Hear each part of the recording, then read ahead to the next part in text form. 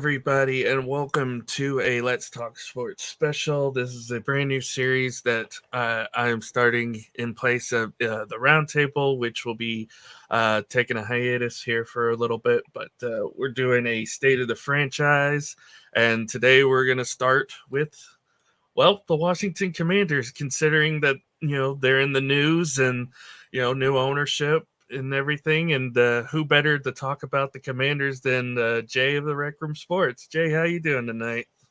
Pretty good, Alan, man. It's good to see you. Good to It's, see you. You it's looking been a pretty little bit. lively, man. Yes, it Yeah, has. it's You been a look bit. awake. Yeah, I just woke up actually. If I'm being honest, I took about a 3 hour nap today, so I feel better. I'm ready to get going, and I had the night off, so I'm excited. So it's better when I can do these shows when I'm not having to work at night, and you know, hopefully soon, if things go right, I won't have to be working nights at all anymore. So I'm excited for that. So I'm hoping and praying at least. So we're getting there, but it's not about me tonight. It's about you. It's about your team. Let, we got to start off with the big elephant in the room being Dan Snyder's finally the bad man is gone. He's gone. He's finally sold the team. Josh Harris, the owner of the 76ers and the New Jersey Devils, has bought the team with help from Magic Johnson and a few others as well. That ownership group is now the sole proprietors of the Washington Commanders. You mentioned before we went on there that the official transition might take place tomorrow, so you'll officially be under new ownership. How are you feeling as a fan right now about that? I, I probably spoke of it before. Like, I need to actually see Dan Snyder leave the building. Like the whole grand thing that they do for the president in the helicopter, and they fly him away. I need to see that. I really need to see some type of change of ownership formally. Um, we actually have franchises. I don't know if you heard the Baltimore Orioles affiliate, single A affiliate. I want to say that the Bayou Bayouts, I Mm-hmm. believe. Um, the Bowie Bayouts, I believe. But anyway, they actually have it where anybody named Josh or Harris or will actually be getting free admission tomorrow at their game, at their home game. It's kind of weird. Also, if you're wearing a Magic Johnson jersey, you get free admission, which is funny. So uh, it's gonna be some weird things to commemorate tomorrow. But I mean, I feel great. I actually would just like to know that he's not attached. All strings have been cut, and then we can get going. They're talking about the type of money that they're about to put into the team. They're about to put into the god awful stadium that we have. They're talking about putting about 80 million into the stadium. Structural damages, any type of immediate structural needs, repair needs. Another 100 million. They're talking about put another 43 million inside of like the luxury boxes, the box seats, all that good stuff. So I'm excited. I just need to see, just know fully. Hey, Dan Snyder is officially gone. He's no longer attached to the team. We don't owe him any money, and Mm-hmm. I'll be happy. But we'll see. We'll Mm-hmm. see, man. Yeah, I know it's been a long time coming, but is it too little, too late that he finally decided to step down? Do you feel that he needed to sell this team sooner than what he did? I mean, out of 24 seasons, he only had 10 winning seasons in his regime. So uh you would think so. At one time you would have actually compared him to Mark Cuban as far as him being innovative in his time, how he got his money, so to say. Um as far as how his commitment to the team, it shows in the type of work. When you talk about putting $6 billion into a franchise, buying a franchise, but you still have to put probably like almost $1 billion just to bring it up to standard as far as like the stadium and certain things. And they talking about putting a whole another 1.5 billion in a possible move to Virginia. So, which would be kind of, in the fans' eyes, a good move. And then you also have some politicians wanting to keep him in DC. So it's kind of weird. But yeah, 10 wins. Yes, you would have thought they would have got him out a lot sooner. But his power, I would say, kept probably kept him around another probably an extra 10 seasons more than he should have been there. Hmm. Yeah. I would like to say 2020, kind of extended his shelf life a little bit, because of that whole situation, the COVID situation, and the fact that, y'all won the division, kind of extended it. Otherwise, he probably would have been out the door that year, had that not been a pandemic or, you know, stuff like this going on. I'd like to think, maybe that would have been the year that he finally would have sold the team. But because of the pandemic and, you guys won the division, there was hope. And, you know, stadium renovations aside, if the team was successful, then maybe they could have done something with that. But you know, with all the stuff coming out, on the news about what Dan Snyder has done, and kind of the culture in Washington with how badly. The stories were coming out about him and stuff like that. Behind the scenes, you know, and it was time. It was time for a change. It was time for a change in ownership. It probably should have happened a little bit sooner. I'm happy for you guys. I know I'm a Cowboys fan, but as a fan of football in general, I'm happy for you guys because when Washington's better, everybody in the division's better. And you That saw, is true. and I was gonna say, and I said it, on a roundtable show the other day, is like when Washington's better, the entire division is better. You look at the '90s, Washington, Giants, Washington, Cowboys, Eagles were all dominant in the '90s because they were all good. They all played very good defense. They all ran the ball effectively, and they all competed with each other. And they were considered the best division in football back in the day. And that's kind of like what we were last year. Eagles going to the Super Bowl, Cowboys in the playoffs, Giants in the playoffs, Washington 8-1 on the cusp. Almost got all four of us in at the same year. That would have been something. So, you know, I'm happy for you guys. I'm happy that you guys have competent ownership. That you're making some positive changes, and hopefully that means more competition. Yes, that's for sure. We definitely should have took advantage of some games, especially the Giants game. And just like you said, getting all four teams in the division in, that would have been something to marvel on. And then with the latest talk, the most recent talk, the NFC least is definitely very powerful to put four teams. I mean, even three, in the actual playoffs. So that would have been big. That would have been big. Mm-hmm. And I think there's a chance. I know it's a rougher schedule. I know we got to take on the AFC East this year, but there's still a good chance that it could happen again because of how top heavy our division is compared to everybody else in the NFC. So, I mean, really, the only competition is San Francisco and Seattle. If I'm being honest, then there's everybody else. So, other than that, there's a chance you could still get all four, all three, four, if not all four of us in there. So It's it's true, but we have a lot of question mark teams on the schedule, man. With us going against the AFC East and then the NFC West, and those are some teams. There's a lot of question marks as far as what we need, our needs. But there's some give me in there, here and there. I think the Arizona game is definitely one of our first game, but yeah, with who we have against, in our schedules. I think we have a chance to we just have a lot of uncertain teams. That's my thing. A lot of uncertainty, a lot of new things going on with a lot of teams that we're facing. And both, said both from both our standpoints, Dallas and Washington, being, mm-hmm, like I said, going into the AFC East and the NFC West. But mm-hmm, yeah, I don't know, yeah, man. yeah.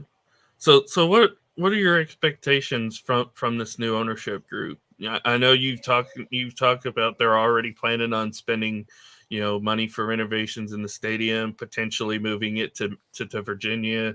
A couple other things that they're planning on. Do you expect them to kind of hit the ground running as day one? Immediate changes. I know we talked about maybe next year's draft could be the year that they make the big moves and make Washington a contender again. Not that they can't be, but maybe they start making some big moves and uh, some other things. Maybe they re-sign Chase Young. I know we'll get into that later, but what do you expect from this ownership group? From what they've been saying, I don't want to, I don't want the bar to be too high, even though it's gonna take a lot, and that's definitely a big concern when you have a team that you have to put so much money into. When you walk in the door. I mean, saying that you have to put 88 million in structural damage and structural repairs to bring the stadium up to par, and then 43 million, into the luxury boxes, the box seats, all the, um, that's a lot of money. That's a lot of money. What I'm looking forward to is just it's going to be a lot of fans that still want to be some see some type of product on the field. Um, Mm-hmm. with the possibly making a big move, with having Chase Young, possibly keeping him around, and I think that is it's a tall order Mm-hmm. for someone just coming in. So we possibly could be seeing some things let go or some people let go, just in order to bring the franchise up to par. And the quarterback situation is definitely going to be lingering until it's either taken, snatched, or we go out and get somebody viable to actually run the team and command the huddle. Mm-hmm. But as far as our ownership, it's your expectations can't be but so much. I mean, we're not really competing for. I think realistically, we're not competing for a Super Bowl. So all you could do is make strides with the regime that they're bringing in, and the enemy here, and everything. I feel that you just want some stability. Mm-hmm. With the defense being where you don't want to waste the defense like that at the same time when you could get that much talent together. Mm-hmm. Um, so you want to see strides. You don't want to see anybody coming in and tanking and letting things go fall to the wayside. But let's definitely some time to assess. It just sucks that Mm-hmm. you have to worry about putting a competitive team in place and getting the PR back to standard, or back in a positive light, and you actually having free agents want to even play for Washington. Mm-hmm. It's just a lot combined that as an ownership, like wow, that's a tall order. It's definitely a tall order. Mm-hmm. And I tell people I think Washington has the pieces to compete. I really like their receiver room, and as you mentioned, their front seven is really really good, and you want to be able to compete with those guys still around. Um, but yeah, I feel like they're a couple pieces away. We mentioned quarterback, that could be a big thing. Um, what are your thoughts on Sam Howell? It seems like he's the day one starter. Rookie last year came in week 18 against the Cowboys. Did play very well. He's got Jacoby Brissett behind him. Uh oh. Uh, It used to say Wentz. mhm, It's blacked out right now. mhm, Maybe I can actually put Howell, you know, over here on this hat, or just get me a new hat. But I didn't mean to cut you off by the pit by me showing the hat, but um, I'm looking forward to seeing what we can get on the cheap because it looks like we're gonna need the money. mhm, Um, so I want to be able to see if we can command the huddle. I was seeing some things, as far as a percentage of the plays that he ran in North Carolina. There were a lot of RPO, which Bieniemy used to kind of play in a pass oriented system, if that makes sense. RPO, which he was doing with Mahomes. Uh, they're kind of banging him because he's basically like a fifth round pick, and yeah, he hasn't shown much, but maybe a good game here and there. As far as his QBR wasn't like the greatest. I want to say like pretty low. Um, you would want to you want to see what you can get out of him. Mhm. With Brissett being in play, you don't want to see them just automatically go to Brissett. To be. I don't want that to be the outcome. I want to see Sam Howell do well. Brissett shows me that we're gonna have to spend more money, get another quarterback, to make this thing run. Mhm. And as far as like the wide receiver depth, uh, I, I need to see more wide receiver depth. Mhm. That's definitely a concern of mine because you got McLaurin, you got Dotson, you got Curtis Samuel. Not saying they can't stay healthy, but you want some more notable names, more than Diami Brown, and we got some rookies. We got Cashmere coming in from UCLA. You got some guys that are fighting. We got some undrafted free agents that you wanna. You got Mitchell Tinsley, I believe. Uh, at wide receiver, we looking kind of funny. We are addressing the offensive line situation, but you know, with the defense again that we're putting out there, Benjamin St. Juice, I believe he's gonna make a stride to possibly be an All Pro. Mhm. With them at the cornerback, with us going all AWOL at basically, saying, hey, let's go get cornerbacks our first 2 rounds at the draft. You would think, Forbes and other guy from Illinois, names escaping me right now, but I get it. You would think with that defense, you want to see how I want it to work out. I wanted wishful thinking. I want Sam Howell to be able to manage a game. Mhm. Worst case scenario, I want to see him manage a game. Mhm. And in his defense, he was a highly touted prospect coming out of North Carolina. The year before he got drafted, he was projected to be a top round pick. Because of what he had there at North Carolina, he lost a lot of pieces going into his senior year. Some of his offensive line, some of his defense, some of his weapons. He got hit a lot. He got hit a lot in his senior year. That's why he kind of tampered off and fell to the fourth round, but he's a solid quarterback. He's a really solid quarterback, and I think he can have success. Albeit maybe just as a game manager, but he can still have success in the way because you have the defense to compete with these other elite teams. You can shut down a Josh Allen. You can shut down a Tua Tagovailoa.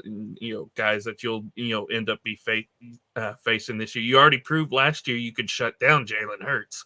You guys beat him at home last year, so ended their undefeated run. So you've shown with that defense that you can hang even without Chase Young. You guys can hang with some of the better teams in the NFL and compete. So if he's just like, I like to say, if he was like what Cooper Rush was last year for us, then you guys will be fine. If he does well enough to keep you guys in games and to get you there at the end, you guys will be fine. But you never at one point.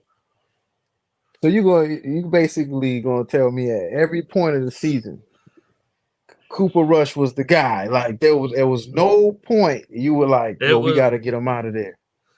uh, I was already like, as soon as that comes back, he's gonna go back to the bench. He's not gonna be a starter the entire year, you know, but as long as he's game managing, and again, you have a really solid defense, I think you guys will be fine. Like again, against that Philly game, he had a really really bad game, and that's Mm. when Cowboys fans were like, okay, it's time for him to go, or And majority of that's them, I should say. but that's the thing we need more than that's what that kind of concerns me when you say Cooper Rush because you got a sample size, and at the end of the sample size, you were like, or somewhere in the middle of the sample size, you were like, you know, let, let's stay, the course. We need more than a sample size. You know what I mean? and that's kind of what concerns me. And I hope Mhm, that what he's shown, the bright spots, and like I said, like you put out there about a lot the adversity basically he went through his last year in North Carolina, offensive line gone, all his weapons being gone, and he's still trying to make it happen. I hope that's more to his potential and positive than what it can be. And like I said, I think he could be a great pro. I think he could be a great pro. mhm. If for some reason, he doesn't end up being the starter material, I mean, you could probably still keep him as a backup. Who is somebody you're looking at? Is it a rookie out of next year's class, or a veteran possibly bringing in? It's kind of scary knowing that we passed up on Hooker, we passed up on Levis, and some others, and so you're kind of looking, putting putting the ball basically in Sam Howell's hands and saying, this is yours, and then also announcing that he will be starting as the season as the starter. You just I just wanted to work out, man. Hmm. I hate being in a situation where it's like, please, Lord, just please just let this work out. But we're on a wing and a prayer right now. I mean, we Hmm. brought in From, we brought in a couple of backups that they're basically just gonna be backups. Um, but nah, you just hope that you get something positive out of it. You just keep saying like you just want a game manager. With having this type of defense, and I think the type of strides that we are going to make at the defensive back position, and actually having the offensive line depth, and then you got Robinson at running back with a lot more to prepare with, other than trying to come back from getting shot in the leg. It's just a lot going on within that offense that I definitely see, some strides that are pushed that are kind of catapult him to being at least a you know I would say top 18 quarterback. A top 18 quarterback. I'm kind of being a little critical, but yeah, top 18 quarterback. Hmm. We had somebody in the 20s last season, um, and that kind of led to me putting my little you know black tape on my hat. But yeah, Wentz was definitely was not it. So, Hmm. anything in a game man, like I said, being a game manager, our special teams being a lot better. It's positive for Sam Howell. He won't have to do but so much. Yeah, But so much. yeah. Um, yeah, I think that would be the best for him if he doesn't have to do that much in the offense. I think he'll be fine, and I'm sure Bieniemy is going to work with him on some of the stuff he can improve on and what he can do to help this offense along. I was going to say if it doesn't work, speaking of North Carolina, the one guy I have an eye on next year for you guys is Drake May out of North Carolina, who's as a freshman last year actually really really played solidly and ended up finishing, top five in the Heisman. He's a high candidate for the Heisman this year behind Caleb Williams. So, that would be somebody I would keep an eye on, potentially. And if the season just tanks out, you can just go get Caleb Williams. I'm not. I don't want to get stuck on Caleb Williams right now. And I sorry about that. Totally missing out on that the question. But yeah, Caleb Williams still, and everybody in nowadays. I got to see more Mm-hmm. than what's you got to put a lot of games, a lot of film out there.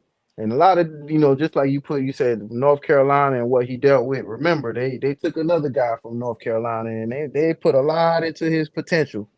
Actually took him in the first round. And Trubisky, at the end of the day, did not work out. Mm-hmm. So it's like I said, Caleb Williams, but just passing up on Hooker, passing up on Levis, you would think not only Williams, but there's somebody else out there that you can actually be that positive about getting, Mm-hmm. instead of Caleb Williams, or if Caleb Williams does not work out. So, you know, I'm just please just work out how because I think it's not gonna work. I don't think it's gonna work out for us to get who we want. Mm-hmm. It never does. It doesn't. So it just I'm not a like, yeah, we'll we'll wait till next year so we can get. Nah, it doesn't work like that. Not for us. Mm-mm.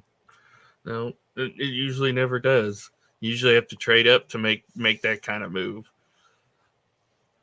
So, And we're not good at that. I mean, yeah, well, Dan Snyder wasn't good at that. Off season, free agents. Let's not talk of the Albert Hainsworths of the world and you know stuff like I, that. I mean, we had a GM, in McCutcheon that was pretty. He was great. He was great at what he did, but he had, you know, a lot of drama going on. Shout out to his wife, but he did well with Tampa Bay, helping put a contender together, a championship. And then when we had the Bruce Allen situation. Good riddance. I'm just glad it's all over. If people don't know in the context of this, we went from Bruce Allen being his number one guy, his lieutenant, and actually sabotaging a lot of situations that could have been positive for the franchise.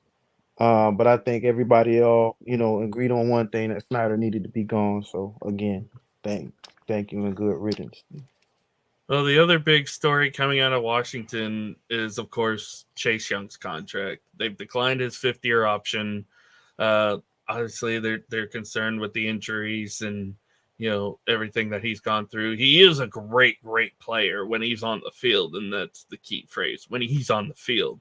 And I'm sure that's what they're thinking about when they make a move like this. Well, what do you think of the situation with Chase Young, and do you think that they could potentially bring him back? Um, I think he has to. I mean, it makes a lot of sense when anybody coming back with an injury like that. Hey, come out here and earn it. Um, I don't know to what extent last season did they feel like it wasn't worth it to be put on the season. To put in a couple games, just just kick the tires, so to say.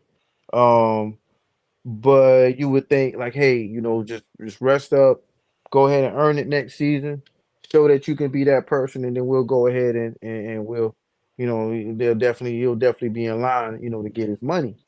Um, I feel like in on the back end, it could have been a little troublesome taking that option, and then he gets hurt again, Mm-hmm. and that's, a lot of people was kind of saying that he's worth just, you know, basically betting the farm, but it's like that's all we've been doing is betting the farm. So it's like we got to keep doing that and possibly backfire. And then who's the idiot franchise? It's us again. You know what I mean? So Mm-hmm. that's kind of a situation is kind of catch 22. I feel like they protecting themselves, and why not? He go out there and earn it? I really think he can, and then be in line to make more money. If he goes out there, he actually plays to his level.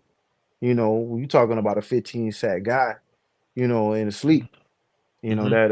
That's if he could put that together, then it's enough said. Go ahead and give him his money or let him walk. Either one of the two, which I think they'll be idiots to let him walk. Mm-hmm.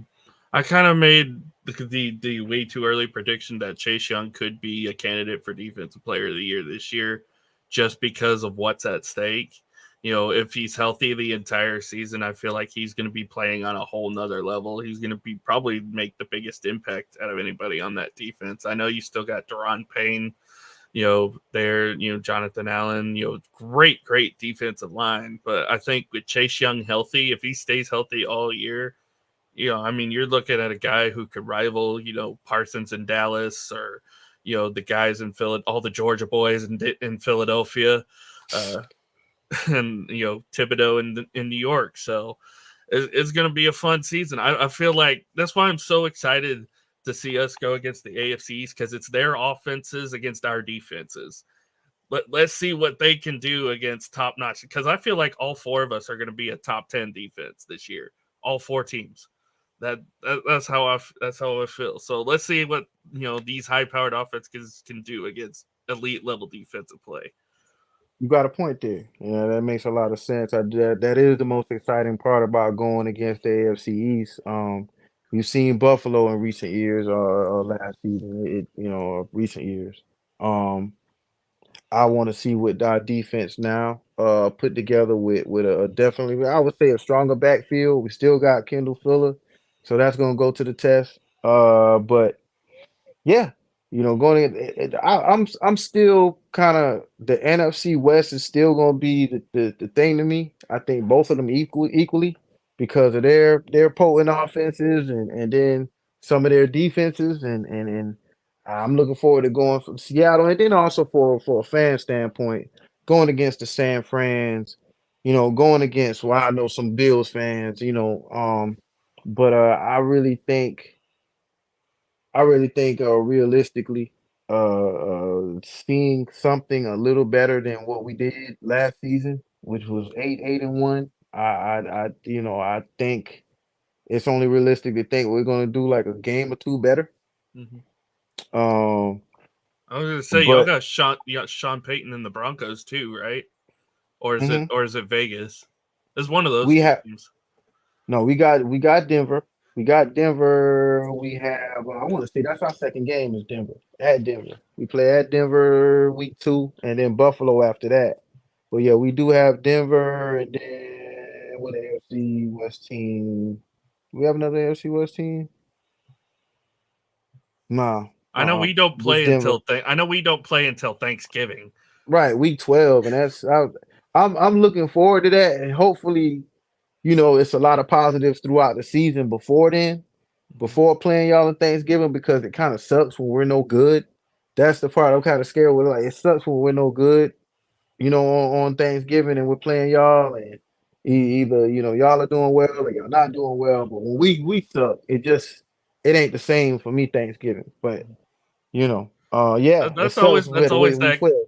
it's always that classic Thanksgiving matchup between us. It's usually us Yeah. or us and the Giants. It's always that matchup on Thanksgiving. But either that or they throw some random AFC team like Miami or Vegas at us on Thanksgiving. It's one of those two, but you can't go wrong with, Commanders Cowboys on a Thanksgiving day. I'm not looking forward to seeing the one thing about the AFC East. I'm not looking forward to seeing Tyreek Hill. That's for sure. Mhm. But having our defense, we'll like I said, it's definitely gonna be put to the test. I've been talking about the defense. Everybody talks about how good the defense is and can be. So we'll see. We'll Mhm. see. Speaking of coaching, Eric Bieniemy comes in as the new OC. Right. Uh, a lot of excitement there. Was this a move to potentially usurp the Ron Rivera eventually? If for some reason they start out like 1-4, do they go ahead and just replace Ron Rivera with Eric Bieniemy as the head coach? You would say that the Commanders is probably the like probably the most fascinating team as far as the drama news wise.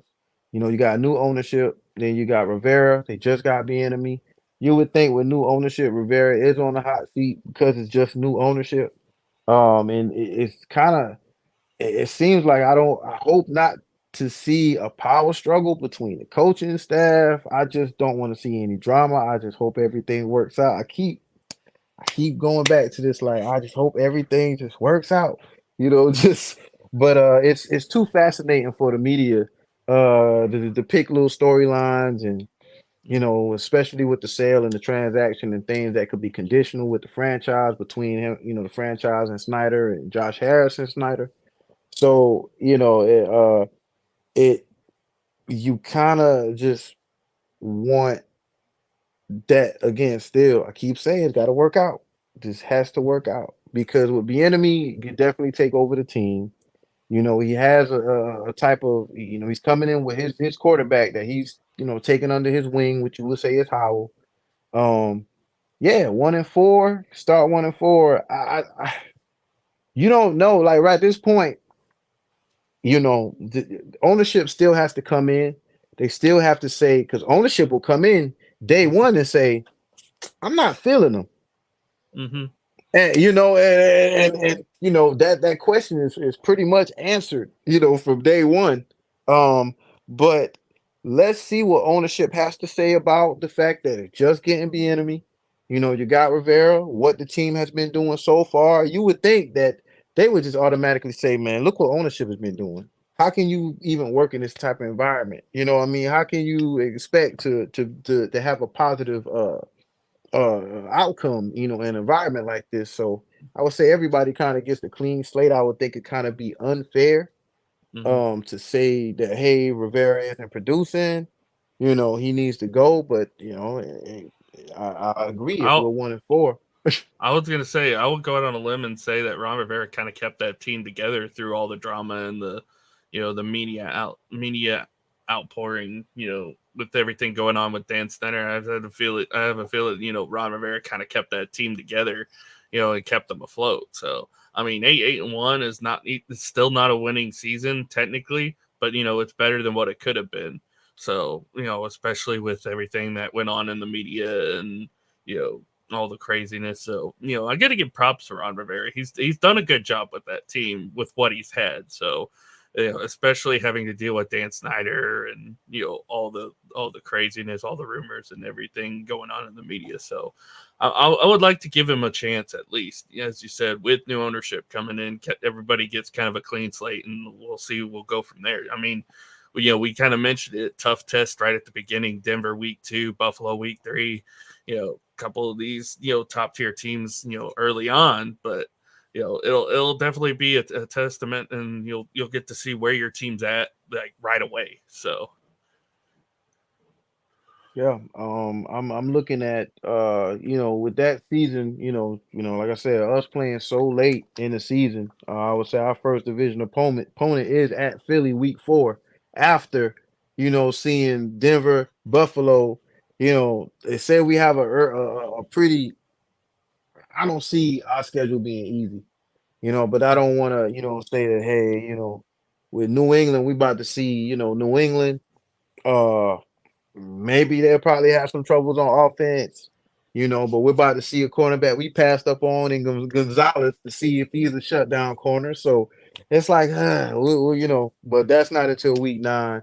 But we'll see Philly twice before week 8. We'll see Philly twice. mm. it's That's what weird. kind of We sucks. only we have one. We have the Giants to start out, and we don't have a division game till week 9, and that is Philadelphia. So uh, and we don't play you guys until Thanksgiving. So we'll have already played the Giants twice and the Eagles at least once before we even play Washington. So it's crazy how this scheduling got, and then they put us at the very end of the year. They put at Buffalo and at Miami back to back. I'm like, come on, y'all, in December too. Like, Yeah, but with Jesus. that, but we're seeing more, and then we're seeing those mobile quarterbacks. It's like you said, starting from Kyler Murray. Then going to Russ week 2. Week 3, we got Josh Allen. Week 4, we got Jalen Hurts. Week 5, we got Justin Fields. Week 6, we got Ritter from Atlanta. Week 7, we got Danny Dime, and then back to Jalen Hurts. Then we go to I would say we get the week off by playing New England. But we'll see. We'll see how that goes. But yeah, that's tough to me. That's a gauntlet. We'll Yeah. see just Oh, about every good quarterback, yeah, I mobile was gonna quarterback. say, don't let Scott Cope hear you say that, even though he You he know, probably thinks that the Patriots are gonna be bottom feeders in the AFC East this year. uh, I still by week 9, you would think that defense. Belichick's been tinkered around with that defense could kind of manage a few games. I guess we'll still see what the offense can. But by week 9, I would see that defense causing some problems. Mm-hmm. So overall, to kind of close out here, how are you feeling about your team going into the season? Uh, everything going on in the media, new ownership, everything with Bienemy and Rivera. How are you feeling overall about the state of your franchise? I mean, I just wanted to stay on the positive with all the money that I talked about spending. I want them, as far as the product on the field, I want them to keep steady with what's going on. Mm-hmm. You would think, we didn't go, into much as far as the roster, but with like I said, getting the two DBs, first 2 rounds. with Forbes and then Quan Davis. Hmm. You would think uh they try drawing comparisons to Diggs, which when you start comparing players to other players, like, okay, yeah, he's like Diggs, but will he get beat deep?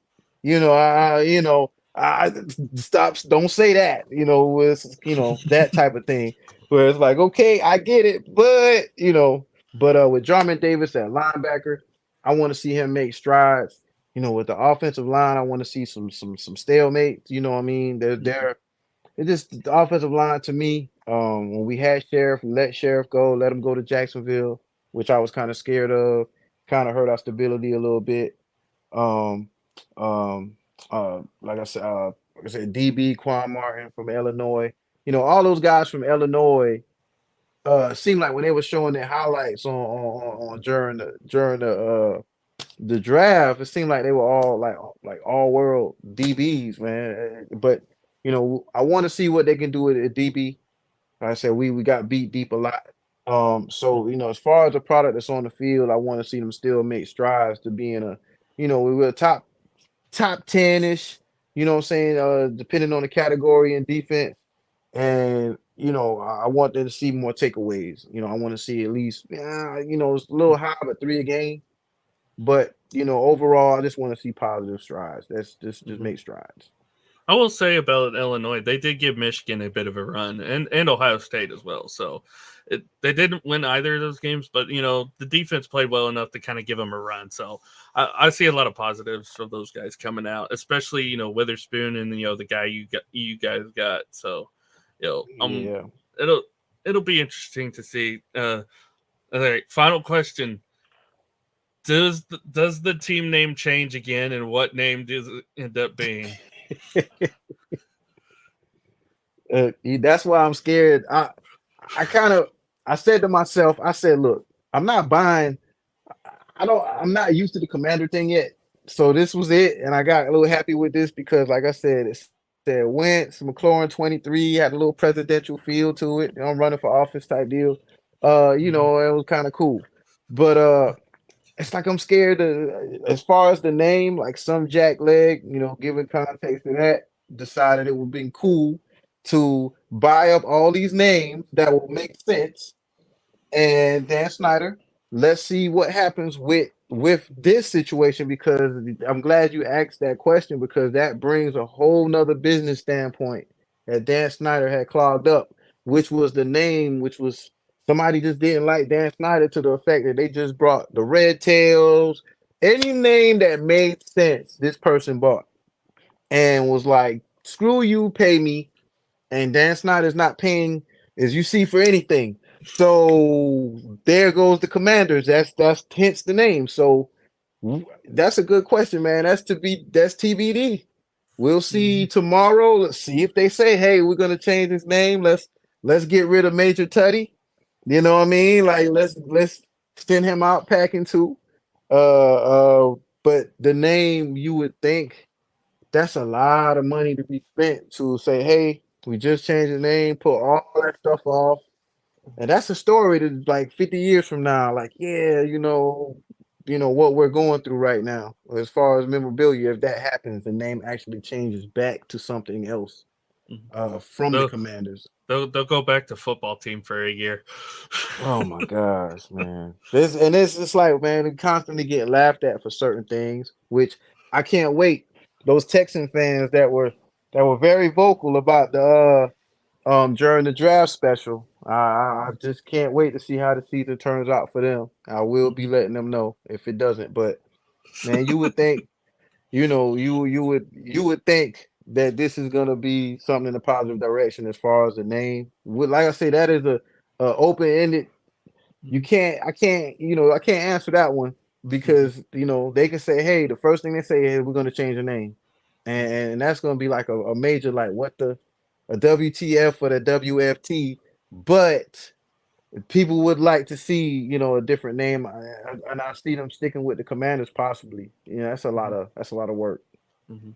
I like the name Red Hawks personally because we that was the name of our old AAA team here in Oklahoma City. It was the Oklahoma City Red Hawks. So All of them are I'm a good sucker for names. that. It was a really all of them. Like you saw the list, all of them are good names, and they're like commanders, and I'm like, okay. I mean, at least it's something, but you had better. Okay, Dan, whatever.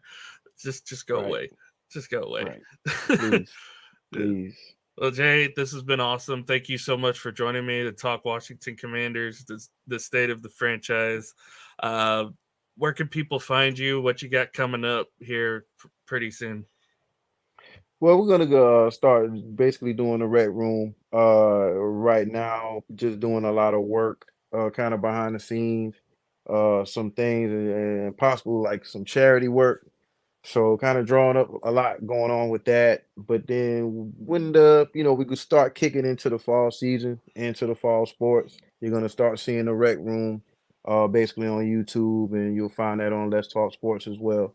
And it'll be all, at Rec Room Sports or at underscore Rec Room Sports for Mhm. everything Rec Room. Mm-hmm. Definitely go give them a follow, guys. They do awesome work. I've had all of them on a show before. We talked, Jaguars, Commanders, draft possibilities. We had you guys on, for the draft special. It was a fun time all around. Uh, but yeah, thank you so much, Jay, for joining in. Uh, Anything else you want to promote or put out there before we end off today? I'm promoting again. I actually screenshot everything. Those Houston Texan fans and I'm not We're gonna just fan. We're just just fans. fans to yep, we're just fans. I know. I wasn't gonna but those guys, yeah. But like I said, those Texas fans will, we're doing good as a franchise. We just gotta get rid of the dark clouds. Mhm. But again, you could just find, like I said, at Red Room Sports on any platform, from Instagram all the way to YouTube, all the way across, to Facebook, Red Mhm. Room Sports. Yeah. Shout out to Carlos, Poppy, and Rios for all they do at We're Just Fans. So, and Rios for calling them trading up in the first round. That was incredible. Uh, but yeah, thank you guys so much for watching. Hope you guys have a great rest of your Wednesday night. For me, not much of anything really the rest of this week. Sunday we're going to be doing a vlog like usual. We're going to be talking about Kumar Rocker going down yesterday. He's going to have Tommy John surgery, and we'll talk about how that impacts the Texas Rangers going forward with their future. But other than that, and then of course the baseball show on Tuesdays as well with myself, Scott Coe, Dan Carubia, Jonathan Grishman. It's always a fun time. That's at Tuesday afternoons at 4 p.m. Eastern. Uh, Hopefully, it'll stay that way, depending on what kind of job I get here pretty soon. But we'll just have to wait and see. But I'm excited, and then there's something I have in the works, possibly for the start of the football season. So keep an eye out for that because I got some stuff planned. I've been in talks with both Dan and Mitch from Hardcore Sports Network about doing some stuff for the football season. So yeah, keep an eye out. That's all I gotta say. Definitely, definitely. Yeah. And you can follow me on Twitter as well at April30. Follow the Rec Room Sports guys on Twitter as well. Go check them out on YouTube and on Let's Talk Sports as well.